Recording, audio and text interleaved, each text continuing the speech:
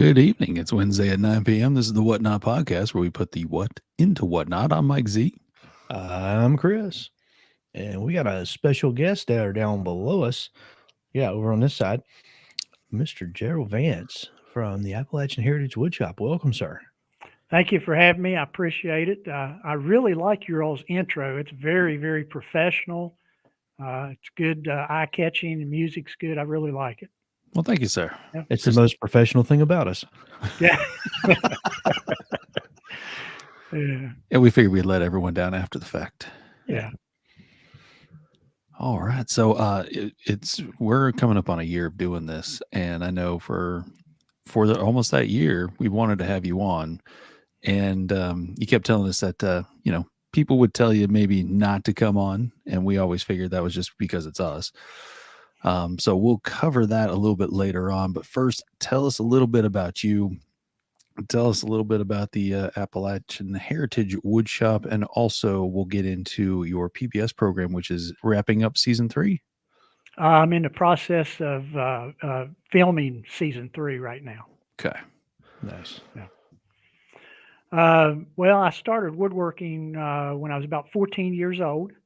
I just turned 68 last week. So that'll tell you how long I've been doing some form of woodworking. I was very fortunate in the sense that I got to go back to college at the young age of 55 and get a college degree in fine woodworking. I did that so that I could teach. In order to teach at some post-secondary level, you needed sheepskin. So that's what I obtained. What else you want to know? Well, so what were you doing in the chemical industry? I was a technician in research and development for a global company. The global company got bought out by another global company, and that company had 49 research and development centers worldwide. And the one that I was at here in West Virginia was built in the late 40s and early 50s. So it was very antiquated. So it was identified to be shut down. So they shut it down, and I was eligible for full retirement and eligible for some federal training programs. So that's how I went back to school at 55 and got a college degree in woodworking. That's pretty cool. Yeah. Now, I did have a side business while I was working in the chemical industry. I still had a side business doing woodworking, much like, well, probably like you and Chris, But in 2011, I started full time. And so when you started that full time, how did you go about finding clientele? Well, I belong to an organization here in West Virginia called Tamarack, and it is a very high level, the best in the state. I got juried in the Tamarack, and that helped me establish my credentials and to find clientele through them. And then once word spread, then people started coming to me. I did do some craft shows for a few years to keep my name out there, but generally speaking, I don't do those now. Okay. Was it hectic to do the craft show scene? Yeah, it was, it's nice because you get to see the people and everything, but from a business perspective, you really don't get paid for it. I mean, your time is not recouped unless you mark up your products, So if you can sell directly to the customer without going to a craft show or anything, then it lowers your overhead. Gotcha. So and then, of course, if you do custom work where you sell the piece before you build it, which that's what I've been doing here lately, and that's even better. Oh, very cool. Yeah, you do quite a few interesting pieces, so that probably played well in your hand, having that interest in the older products like that. Yeah, I like to look at some of the old antique pieces here in this area, and then modernize them, give them a modern twist, and build it that way, design and build it that way. With taking into account everything from utility, because see, what I really like about the show is that it's almost like two shows in one. You have a history lesson, kind of how the whole, why, okay, so you're about to build this, but why was it used? What was the history behind it? How did it fit into everyday Appalachian life?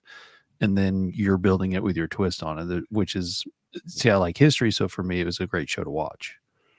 That's exactly right, Mike. And what I try to do is educate the younger generation, because these pieces they have no knowledge of, and they don't comprehend the purpose of them.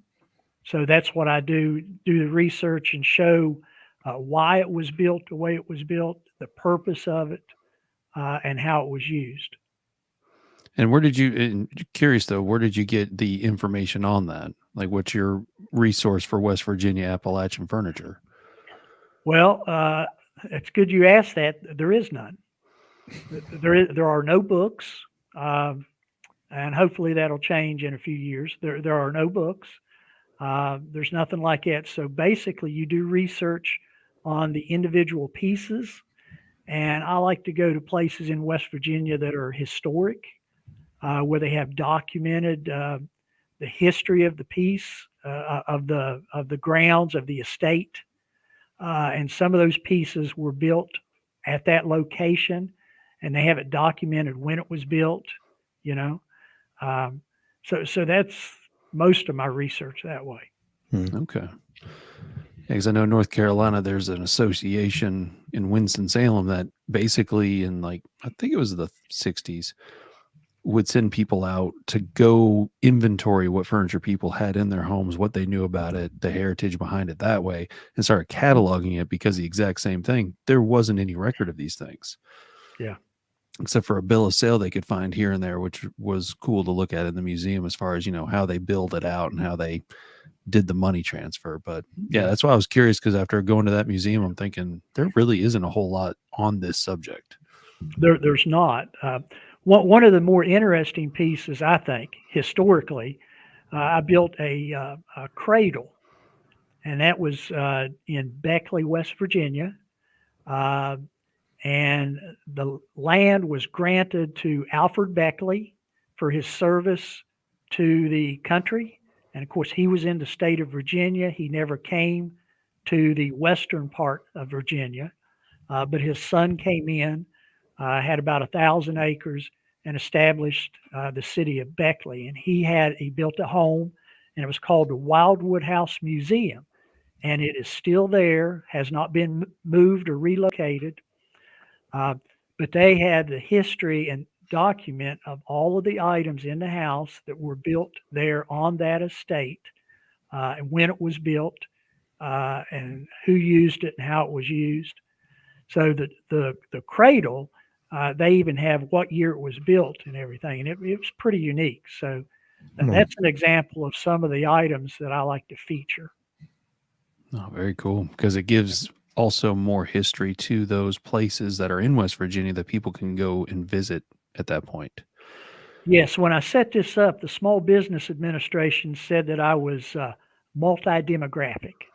And one of the things that I do is I encourage travel, tourism in West Virginia, and hopefully the whole Appalachian area eventually. So by finding these places that are historic interest, viewers will see the show, and then they may want to actually go to the place and see for themselves. Absolutely.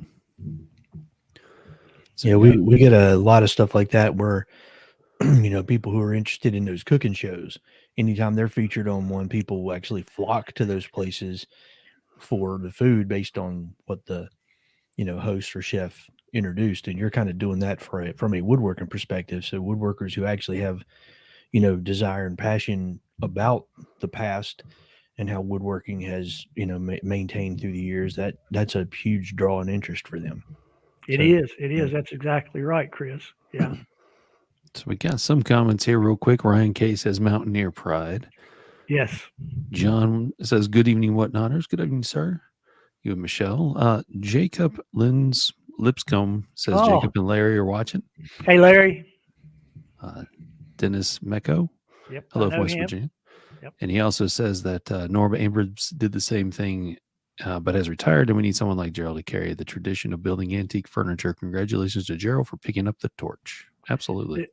He's exactly right, but I do mine just a little bit different. Norm would go to a museum, and then he would talk to the curator or the docent at the museum about the piece.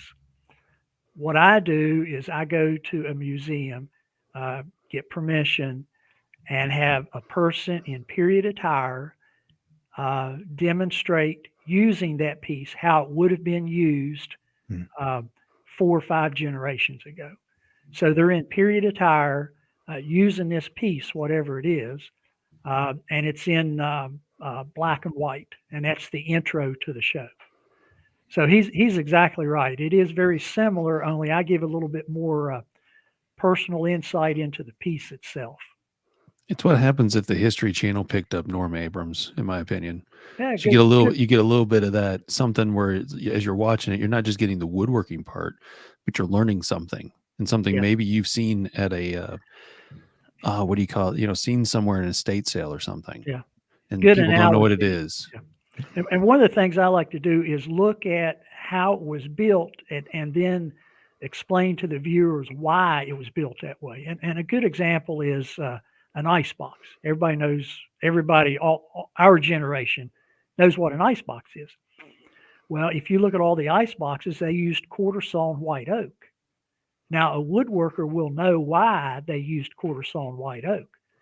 But if you're not a woodworker, you don't know that that is the most stable wood.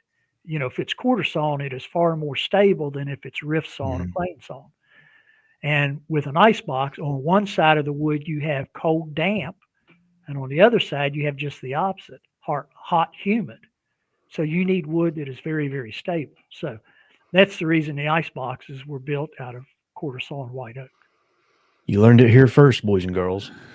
Yeah, because I found out that they make gutters out of white oak because it would withstand the water for several seasons. They didn't have metal, 1800s or before that even. In the late 1700s in Winston-Salem there, everything in Old Salem was made out of white oak as far as the gutters go. I've been to Williamsburg several times, and I like the way they do the gutters at Williamsburg. They don't have a gutter up on the edge of the roof. They let the water come off the roof and go all the way down to the ground. And on the ground, they build a gutter out of brick. And it channels the water down, and then they control it, and it goes out that way. I thought that was pretty neat. That is pretty neat. Lasts a lot longer, too. Yeah, easier to maintain. I see Jason says that you've got some serious skills in woodworking. Thank you, Jason. I know Jason. He's a good guy, yeah. And then Ryan says that you guys should team up and write the book. Well, it's funny you should mention that because I'm working on season 3. When I'm done with season 3, I should have enough items, hopefully, to compile together for a book. Nice. So that's the intent, long range intent. Yeah, because Dennis says 3 seasons on PBS can turn into a good book. You're correct, Dennis. Yep. All right. I'd buy that. Neighbor, you got Mr. Robert Bird. Yes, sir. He's a good neighbor. He's a woodworker. He's been by my shop a few times. Yep. I have to say the only difference between Roy Underhill and Jerill is that Jerill is a bit more serious.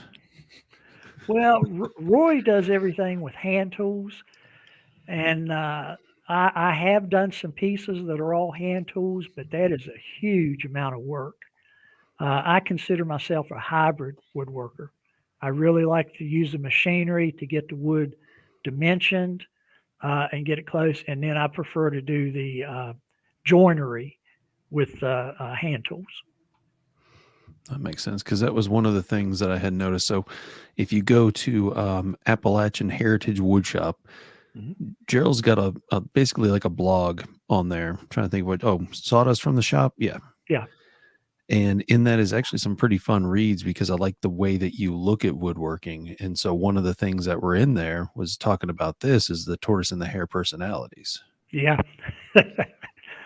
Yeah, I actually got that from when I was in the chemical industry. I was in a supervisory role, and I had one individual that was extremely slow, and management came to me and said, "You need to get this guy to be more productive. Get him to speed up."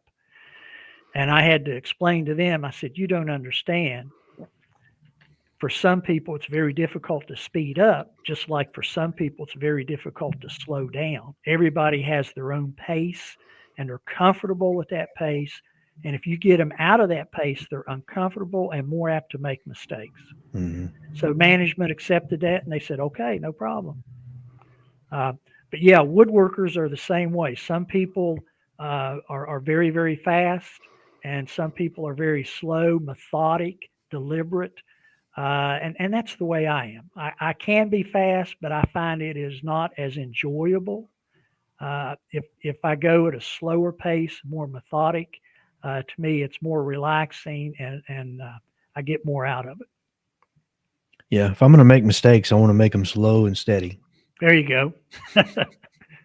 Yeah.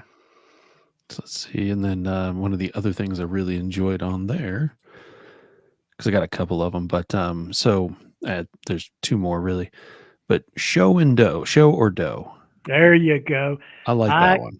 I actually got that from the professor that was over the woodworking program when I got my degree. He said there are two types of woodworkers: those that woodwork for money and those that woodwork with money. And a lot of people that are hobbyists will go out and spend a lot of money and purchase a tool and never really get the money back through their business for that tool. And if you're a true businessman, you can't do that. Mm-hmm. So, yeah, some people work with money, and some people work for money. And show and dough is a takeoff on that. And then I think every woodworker, anyone who does any kind of cutting to process something, can enjoy the just a hair more. Now, I got that when I was in the construction industry, because you go to any construction site where you have carpenters, and they'll be talking to each other, and some will inevitably say, "Cut it just a hair shorter." And my foreman, I heard him ask a guy one time. He said, "Was that a red head, or is that a red hair, or is that a blonde hair, or is that a black hair? They're all different thicknesses. Which one do you want?" So I thought that was amusing. Absolutely, because it's always just a hair more, or cut it a hair too short. Exactly. Yeah. It's apparently some sort of accurate measurement that woodworkers use. One of my favorite blogs is, and I'll ask this to the listeners: what is common between a woodworker and a bride to be? Throw it in the comments below. There you go. We'll think about it. A bride to be will spend a huge amount of time picking out the perfect dress, for her moment, her glory, and a woodworker should spend a lot of time getting the grain just right and matched up whenever they glue up something and do a piece. So that right there was one of my favorite blogs. Yeah.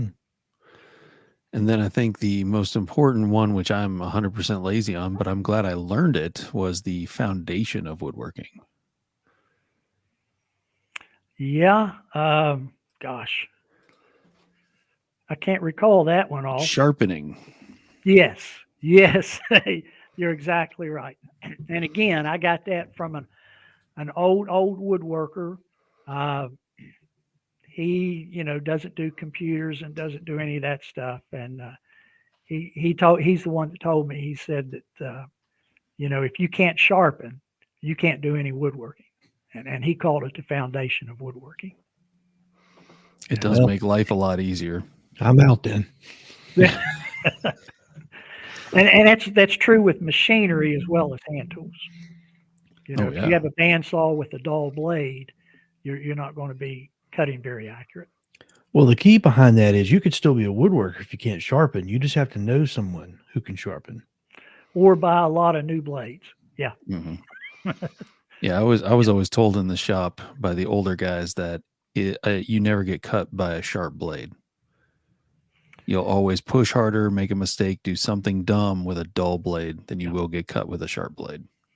That was one of the first lessons I learned now I'm from the Appalachian area. I'm from West Virginia. North Carolina is part of the Appalachian area also. I would hope so. My generation, boys were given a knife at a very, very young age, pocket knife. Mm-hmm. And when I was given a pocket knife, that was my first lecture, my first lesson was a dull knife is more dangerous than a sharp knife. Yeah. Yep. That was the first thing I was told. I always wanted that Swiss Army knife, though, at 12 years old. I couldn't wait. I remember. Yeah. Still got it, too. Good. Yep. And so, oh, man, we got lots of comments. I apologize. But Miss Marla White joined us. She said, sorry, late to the party. And then I'll skip right over Mr. Scott Houston's. But Mr. Smith Black says, hello, good to see our friend on here. MD&T watching from West Virginia. Thank you for joining us.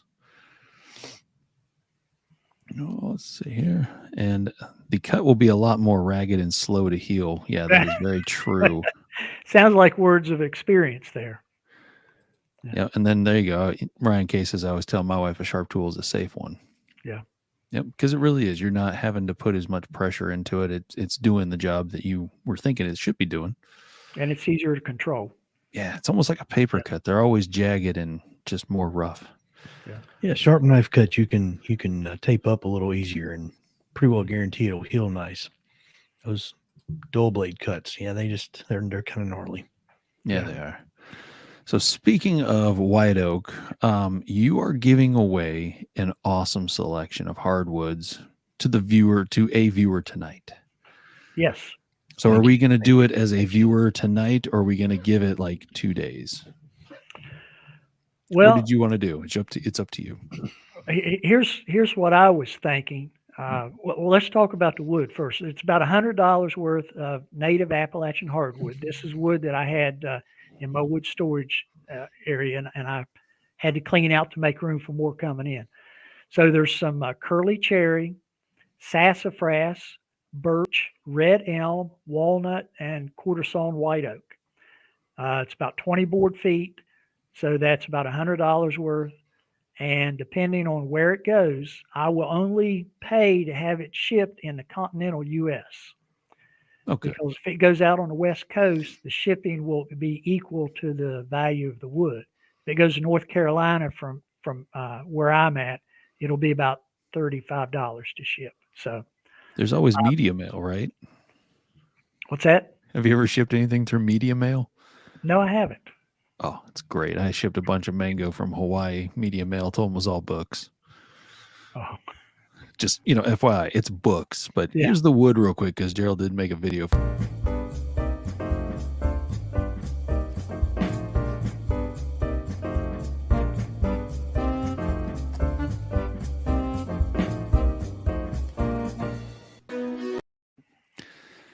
So as you can tell, those aren't short links. They're not scrap pieces. They're nice pieces. They're 4 foot long, and most of them are 6 to 8 inches wide. Yeah. Well, how about this? When I win, what if I made a Saturday trip up to West Virginia and picked them up? That would be good, Chris. Yeah, come on up. You'll be Why don't you just make the Saturday trip and help pack them? Yeah. I guess while I'm up there, I could hand deliver them back to whoever, if someone else there you North go. Carolina wins. But here's what I would like to do, Mike, if it's okay with you.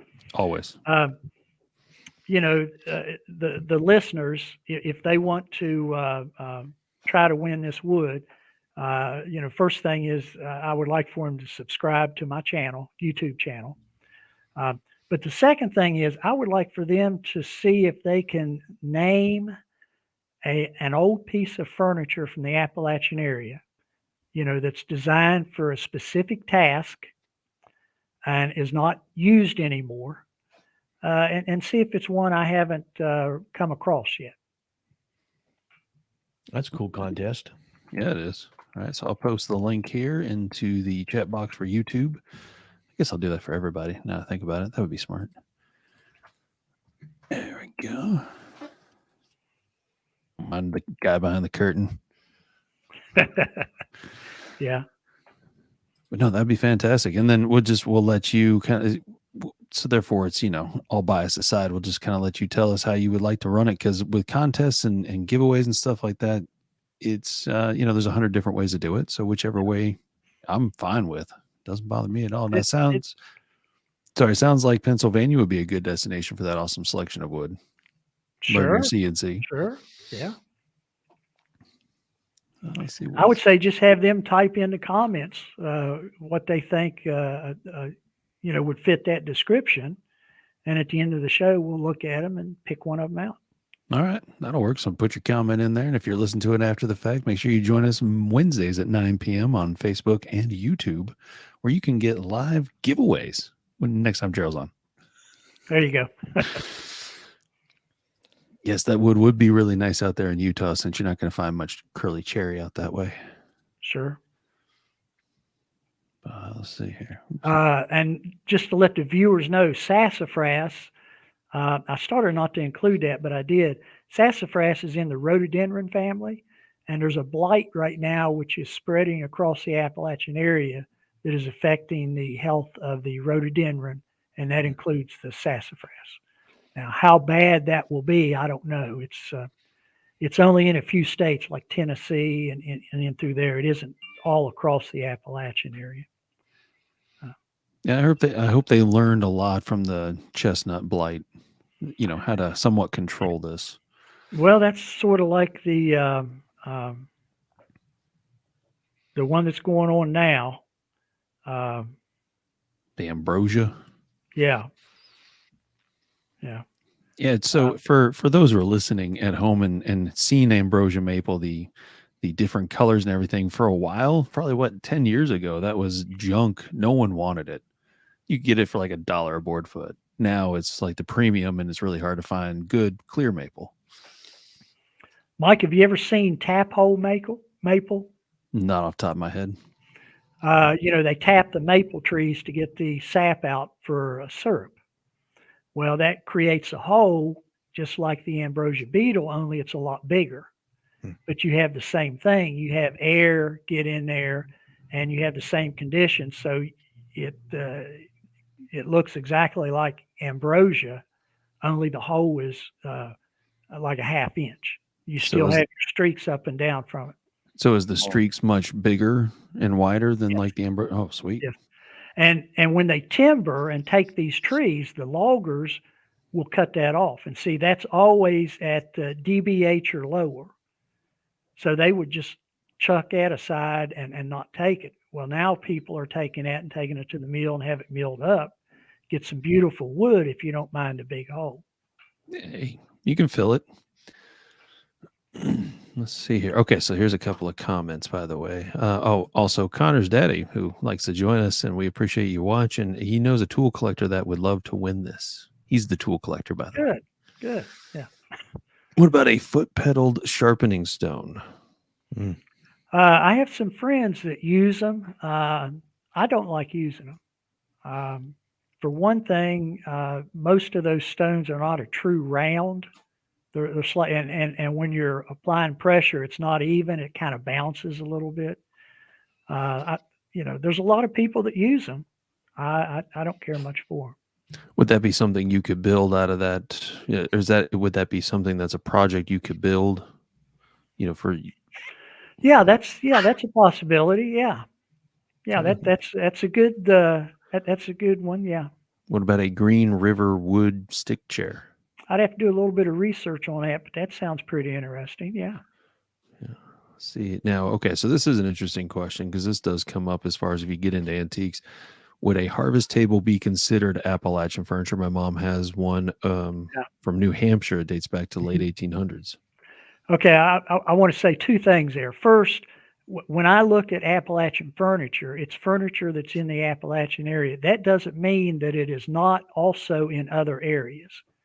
So a harvest table would be in the Appalachian area, but it would also be in the New England area, in the southern states. Okay. A true harvest table is a table that is designed to take apart and store in a barn or a shed. And when you are harvesting and you have a lot of people there working, bringing in the harvest, they would bring these tables out and assemble them and feed the crew right there. So that's a true harvest table. A lot of people are looking at rustic kitchen tables and calling it a harvest table, and it's not really. A harvest table is one that you can take apart and store, and it's only used when you have a lot of people harvesting that you have to feed, and you put it together. So yeah, that's a real good example. Let's see. And then Ryan says, Jerill, are you seeing your pin oaks die prematurely in your neck of the woods? It's bad on the Eastern Panhandle. On my farm, I have that problem, and I checked with the forestry people about 10 years ago. The main reason it's occurring on my farm is because a lot of the oaks are getting to be a little bit old. And as they get older, just like older people can't withstand disease or hot temperature or cold temperature as easy as a young person can, the trees are the same way. So an older tree, whether it be pin oak or whatever, white oak, they can't withstand a drought as easy as a young one can. So yeah, on my farm, I'm having that problem quite a bit. I really need to bring in somebody with a chainsaw and cut several. Yeah, we had we had that issue. I had 4 pin oaks in the front yard, one big one in the side and one big one in the back, and we had a guy come to trim some stuff up, and he said the one near the house needed to go, and so we had it completely taken down and ground up, and had the rest of them heavily trimmed in hopes that they could, refurbish themselves and figure something out. But I think the one in the back is probably not going to be far from needing to be taken down. Now, last week I harvested a pine tree that uprooted. I've talked to my neighbor today. I'm going to get 3 hickories off of him, and I bartered a couple weeks ago for some cherry, walnut, maple, and white oak. So I'll be getting quite a few logs in the next few weeks and taking them to the mill it, and then put them back to dry. I like to air dry first and then kiln dry. Now I got a question. Did you do when you hauled that one from your neighbors that had fallen, did you haul that old school with some mules, or did you pull it with a tractor? Actually, instead of using my tractor, I called on another neighbor that's got a tractor with a bucket on the front, and it's easier to pick it up and put it on top of my trailer that way. My tractor, I just have a pig pole, and it's a little bit awkward to work with it that way. But yeah. All right. Well, I was hoping you'd have pulled that thing with some mules or something, but oh well. I guess you are modern. You bring some modern tools to the table. Sure. That'll be for season 4. He'll pull that off. Yeah. Because I always love. I think there's a show called Axemen, and all the groups they use chainsaws, but there's one group that does everything where they haul it out with mules and stuff, and I always enjoy kind of watching that method, because man, those mules are ornery, but they sure get it done. I really like watching draft horses pull. I occasionally go to county fair where they'll have a draft horse pull. That's a lot of fun, and I have seen them pull logs. It's amazing how much weight they can pull and how low impact they have on the soil as compared to either a tractor or a skidder or a dozer. Yeah. See here, sorry. What about a antique Commode from Appalachia? Jason, I appreciate that comment, and I've got to tell you this. As a woodworker, I get a lot of strange requests, and I had somebody come to me with an antique Commode, and it had a drawer in the bottom of it, and you pull the drawer out, and there was supposed to be sand in there. So the estate owner would use it, and then some of the servants would come along and actually empty it, just like you would empty a cat litter box. Well, this guy came to me, and it was a beautiful antique, but the drawer was messed up. He said, "Can you make a new drawer?" I said, "Yes, I can." Yeah, that's a very good thought. A lot of people are not aware of some of the old type of commodes that were used indoors, mostly by the affluent. You know, the common people used the outhouse. Yeah, so that would be interesting. I didn't know they had basically a glorified cat litter box. It is. I'll send you some pictures. It's really something. It's got some nice brass on it, very nice quarter sawn oak, wood, very comfortable set on. And then after the estate owner does his business and leaves, then somebody would come and pull the drawer out, and it's just like a cat litter box. Wow. And they would change it. Now, do you think they had magazine racks in there at the time, or was that later? I don't know about that. Let's see. So learn your CNC. Kyle says, my guess for the contest is the Appalachian ladderback chair with a woven seat.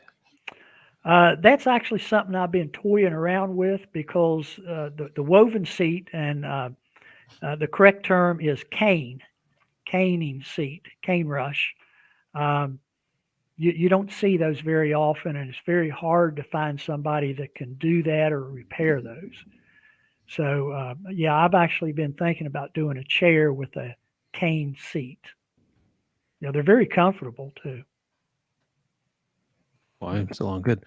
Yeah, and then we've noticed that caning's become very popular in RVs for a way to put an insert in a door. Really? Yeah, it's huge. Now you don't need the same tools that you would for doing a chair necessarily, because a lot of people are just stapling it. Yes, I know. I've got a dog that's not feeling well. But what's really cool is that they're putting it in there because it's lightweight. It has air in it, and so they can, and it gives it a nice touch. It looks good. Sure. But I think I've added this banner for this show, and that'll be Schooled by Jerill. It's caning, not a woven seat. Gosh, Yeah. no, I was kidding. Let's see what else we got. A lot of guesses on, or a lot of different ideas. And I like this one. What about a wooden rolling pin for making ravioli? And they say possibly from our Italian population in Fairmont, West Virginia. Yeah, I've actually done a little bit of research on that. There are a lot of different kind of rolling pins. Some of them are very decorative, and when you roll them out, it creates a decorative dough. And some of them are designed where it'll create small pieces like the ravioli, and you just perforate, tear it off. Yeah, those are pretty neat. Yeah. Because I've seen you do some turning. You had that, and I apologize, I didn't grab the picture of it, but you did a like curly maple, did it green, and it was a pizza cutter. Yeah. Yeah. And then, a wooden hand plane would be a good project. Yeah, Dennis, I've got to tell you this. When I got my degree in woodworking, I had to make a lot of tools, because historically, people would have made their own tools. And my instructor's philosophy was, if you build your own tool, then you will know how to use it, how to maintain it, and all that. So I had to build some wooden hand planes. I built them and used them to show that they'd be used, and then set them aside and never used them again. Personally, I don't like wooden hand planes. I like metal body planes. But that's a good project, is a wooden body plane. Yeah. Sure. So what you're saying is you have shelves full of items that could be considered valuable. Yes. Handmade by Jerill Vance, and auction is often, that's a grant. You wouldn't even need the grant anymore. You just sell off your old wooden hand tools. Sure. Now's a good time. We'll talk about the grant, and then we'll head into Appalachian for season 3. So the reason you couldn't join us for a while there was because you were trying to get this grant. So tell us about the grant, so we know it wasn't just our personalities you didn't like. Okay, now that was my self restriction. Okay, for season 3, I need to get some publicity in order to get some underwriters. So I applied for a grant, and the grant was finally approved. And the grant is to market my program. And I've hired a great marketing firm in Charleston, West Virginia, Jim Strawn and Company. Great guy. He's close to my age. He knows a lot about the Charleston area, and he's going to help me make a bigger presence on social media, as well as hopefully get some sponsors or underwriters lined up. Well, that's cool. Yeah, I mean, we understood for sure. I mean, you didn't want to be associated with riffraff here. If you're trying to get money from the government or from some foundation. This is let's see. I think I'm required to say the funding is from a grant through West Virginia Department of Arts, Culture, and History, with funding from National Endowment for the Arts. Nice. That's the way that's the fine print. It's got to be said that way whenever I talk about it. So, and to let you know, that's my third grant that I've obtained. So, well, that's good. I know that those things are not always the easiest to get a hold of, and we're excited for you, because I know that means a big step in where you're trying to take this. Yeah, I'm hoping to be able to get the show distributed to other PBS affiliates, and hopefully that's what this grant will help me do. So that's good. Yeah. Yeah, as I've seen some other people that are doing PBS shows, and that's the biggest thing, is to get a station behind you, and then underwriters, and there's a lot that goes on. It's not something that's an easy task. No, I think the attorneys I hired, I think it took them 3 or 3.5 years to get the trademark. I mean, it's not a easy task. There's a lot of work goes into it, a lot of pre-work, a lot of paperwork. My son has a degree in journalism, and most universities, when they issue a degree in journalism, one of the classes that's required is called Ethics in Journalism. And the majority of that class deals with standards for PBS. Wow. They're really different compared to all the other media. But it's good. It raises the standard, so that's good. I was wondering, since it's public broadcasting service, is any of it seem kind of out of date? Like they have a way of doing it, and it's been this way for a long time, and they're really not changing anything, or does it seem like they've actually dialed it in perfectly and to meet the criteria? Yeah, that I don't know, Mike. I think that would be up to the individual stations, the way they manage or administer. Okay. I would imagine. But I really don't know that much about it, because, once I produce the show, I hand it over to West Virginia PBS, West Virginia Public Broadcast, and they do the scheduling and all that. And I have nothing to do with that.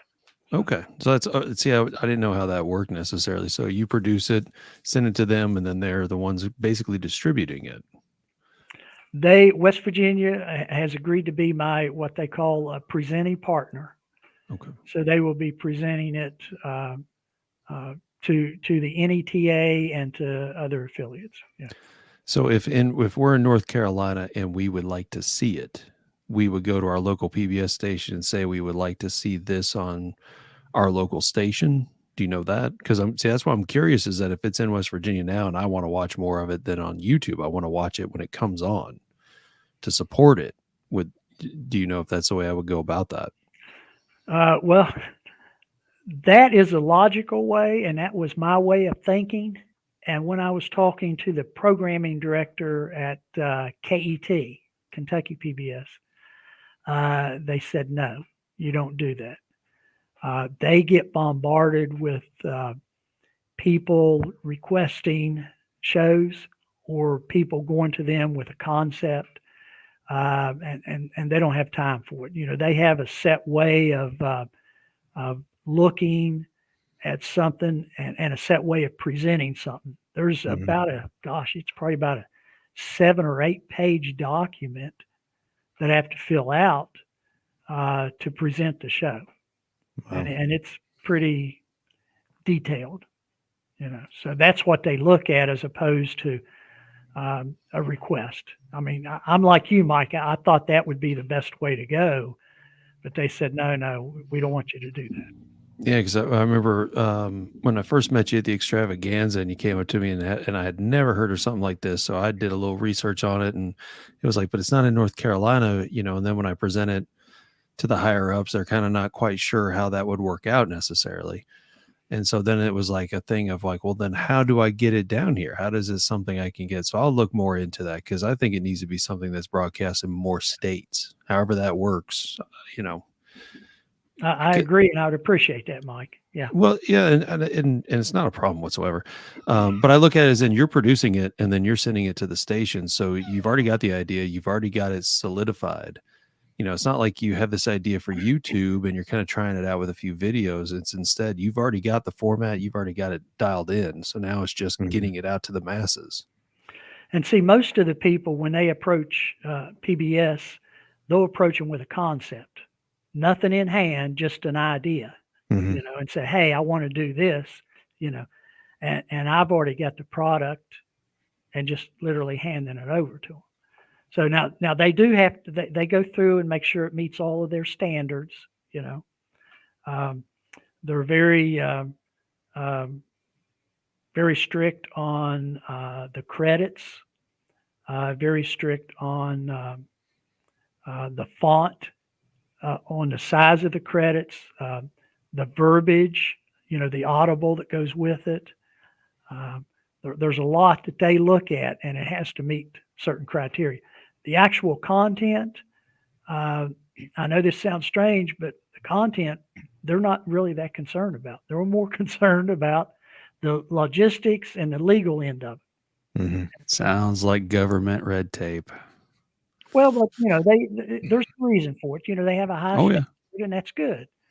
And the West Virginia public broadcast here is great to work with. I've established a good working relationship with them, and they give me good critical feedback, and I take that to heart and make some changes. One of the issues we have is with sound quality. I can be talking in the shop, and the minute I turn on a piece of machinery, the dBs go way up, and the decibels have to be within a range, cannot exceed this and cannot be under this, So that's kind of tricky there, Well, let me know afterwards or send me a DM. I can give you some ideas on how to control that. Some just different ways. I'll find out what you're using. We can work with that, because there's a lot of different things nowadays with the way that sound has just evolved in general, especially microphones. We can figure out something for that, but you know what I mean. With no sound, you're talking, and then when you turn a machinery on, you hear the machinery plus you're talking, and then you turn the machinery off. So, I think most of that is done in editing, I believe. Yep. There's a couple of different ways to go about it, so we can take a look at that, because again, that's one of those things like woodworking. There's several different ways that people have done it, and it has worked fantastic. It just depends on what you're using, what you're comfortable with, and what will work with your production. Sure. So that's no problem. But so Ryan K's come up with the greatest solution ever to my problem, and that is if you have Roku or the like, just change your PBS zip code to West Virginia, and boom, it works. That's a great idea. It's not going to get them in the market that I was hoping for, but at the same time, I can watch it anytime. I like it. Yeah.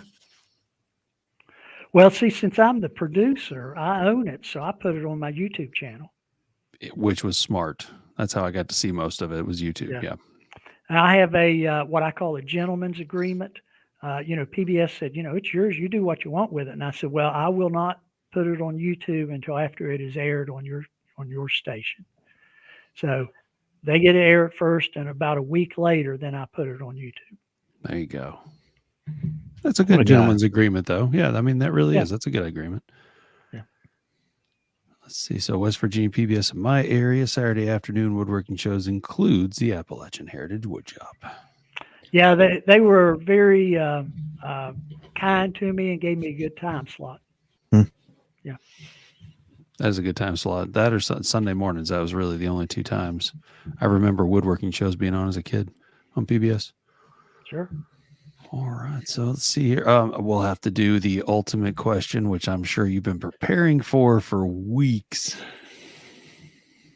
Which kind of profile do you rather have on your routed edges? Would you rather a chamfer or a roundover? Those are my only two options for this game, and then you can answer the way that you would rather do it. I do a roundover more than anything. A chamfer is nice, but I do more of a roundover than anything.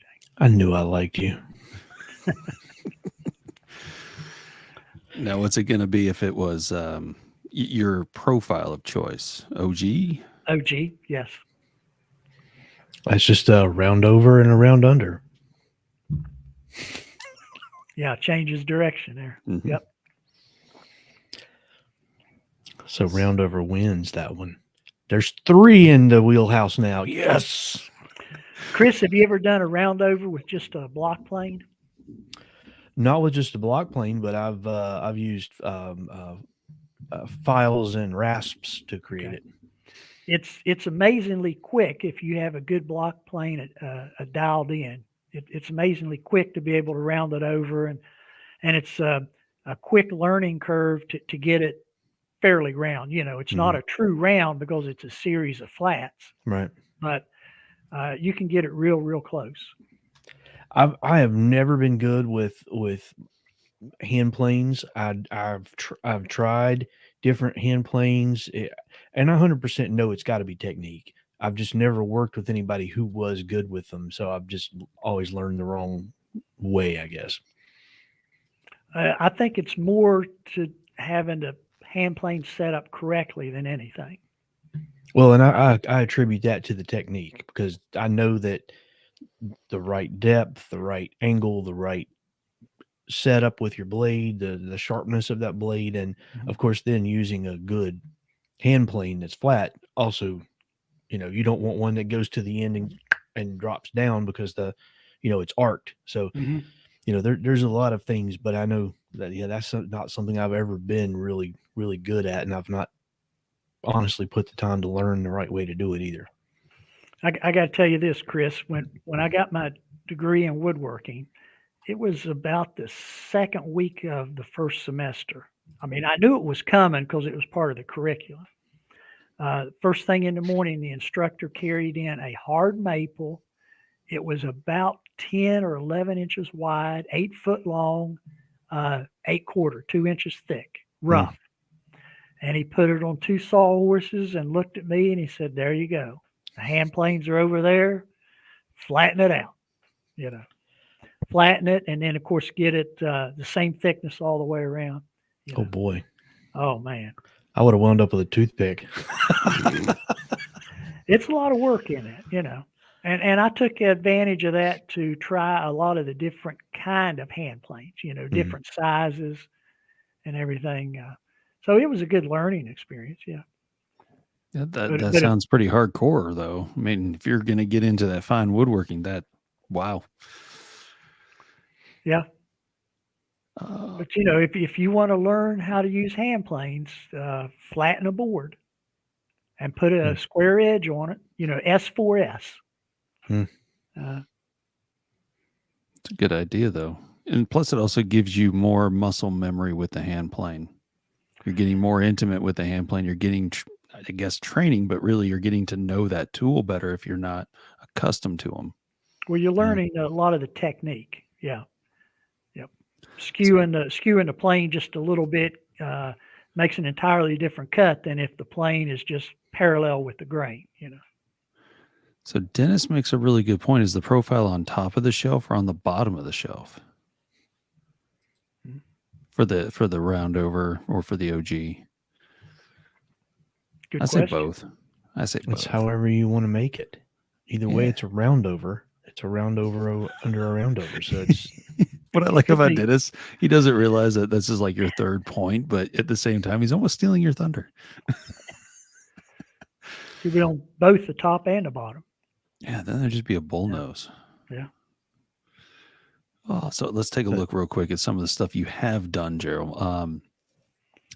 What's this bench? That is a bucket bench. Yes. Made out of walnut, and that is, I believe, spalted maple for the legs. Are the legs 8/4? They are 8/4, and it doesn't look like it. They're splayed out. I believe it's 3 degrees. Wow. Yeah. So just some of the things you can look forward to when you check out the Appalachian Heritage Woodshop. I do like the beginning. It's kind of fun, but I noticed when I was looking at this beginning and of the website is that you had this sign. Mm-hmm. And in this sign, it's gorgeous. But I'm thinking that may not be done with hand tools. No, that was done with a laser engraver, and that was actually a second. I was working on a piece for a client, and I don't have a laser engraver. So when I have a request to have something engraved like that, I sub it out to a friend of mine that does have. And he always likes to have a piece of scrap wood to test the laser engraver on, because the speed and the power is different for each species of wood and everything. So that was the last piece of that ambrosia maple, and I picked that up for scrap and took it there, and he did a little bit, and I looked at it and I said, well, why don't you just go ahead and do this? And he just typed that in and did that, and I just hung it up on the shop wall. It looked like the ends had a roundover on them. What was that? Said it looked like the ends had a roundover on them.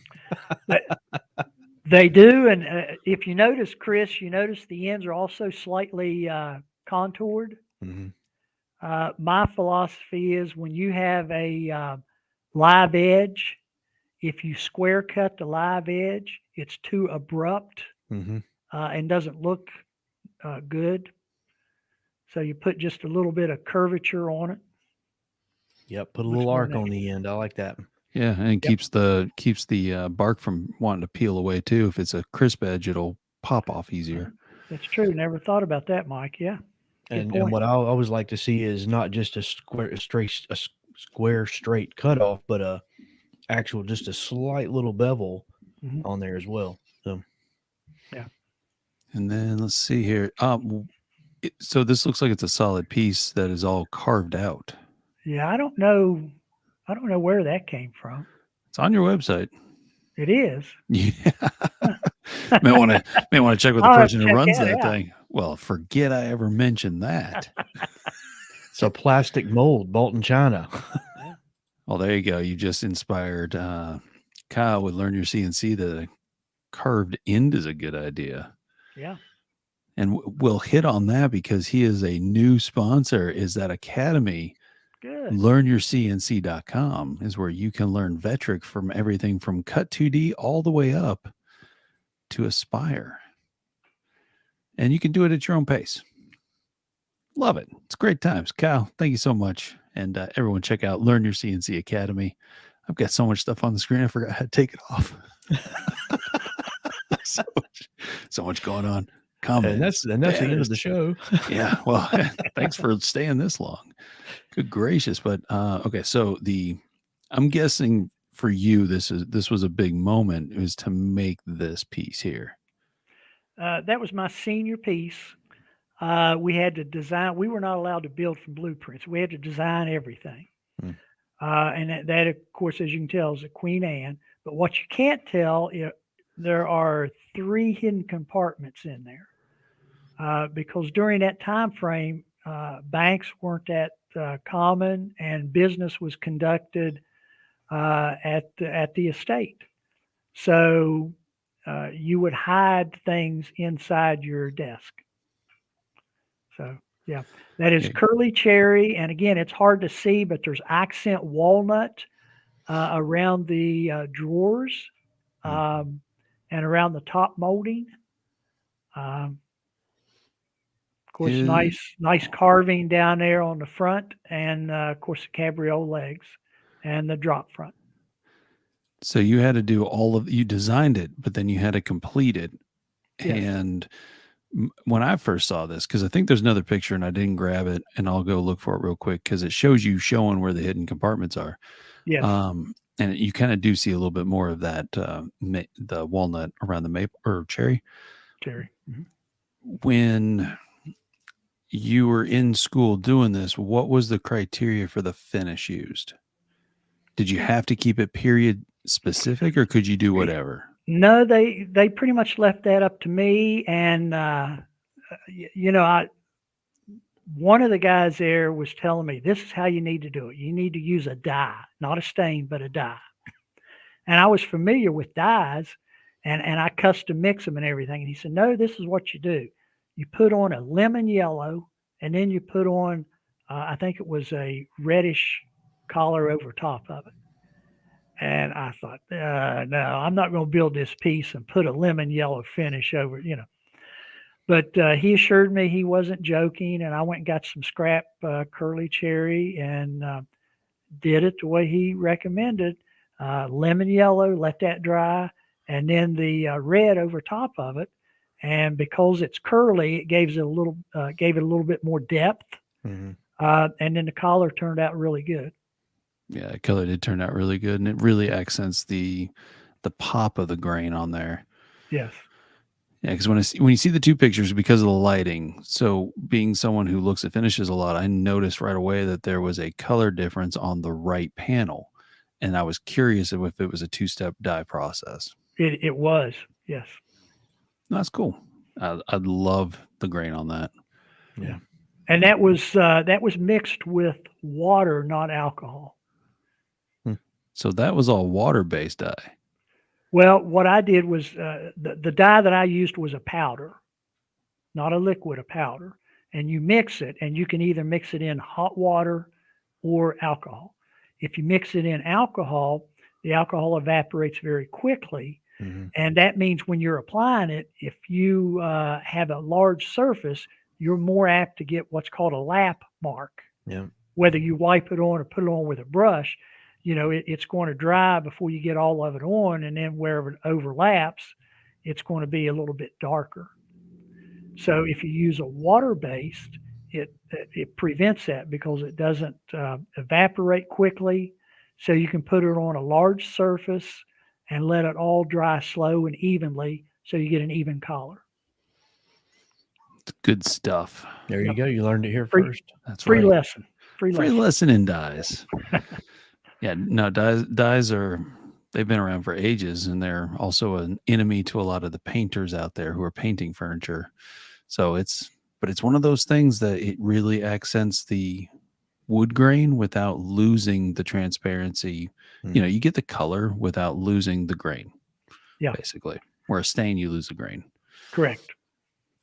Let's see. Also, Jerill takes pictures like me with no smile. I noticed that too, Kyle. I will give you that. That's true, Kyle, and I have a lot of people tell me that. But yeah, that's why I was trying to find one, and this one here, your cheeks are a little pulled. Like there's a smile about to happen.